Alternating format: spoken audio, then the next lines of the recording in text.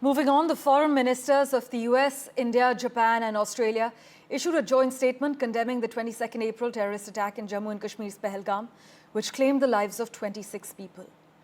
The Quad partners strongly denounced the act of violence and called for the perpetrators, the organizers and the financiers of the attack to be swiftly brought to justice.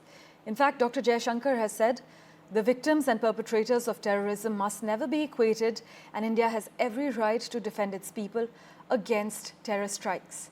He did not explicitly call out Pakistan. Listen in to Jaishankar's remarks, followed by Natasha Israni's report. Quad is about deepening our convergence and expanding our common ground. I value our consultations on different dimensions of the Indo-Pacific in that regard. A lot is happening in the world, and I'm sure that our exchange of views will be very valuable for all of us. A word about terrorism in the light of our recent experience. The world must display zero tolerance.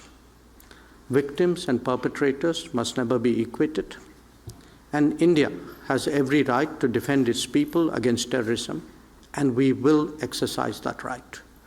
We expect our Quad partners to understand and appreciate that.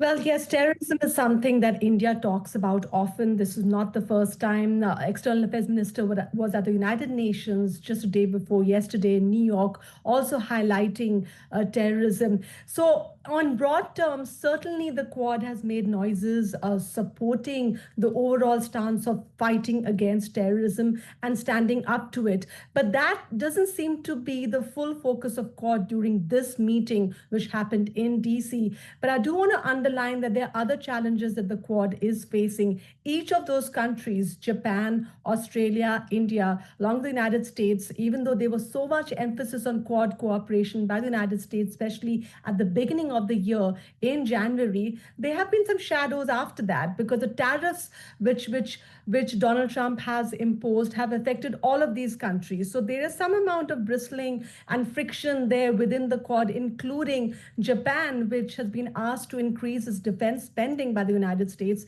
and they're not so happy about doing that. So while overall front of cooperation as counterweight to China is important to Quad and remains in place, there are still a lot of mini fractures which have not been fully addressed.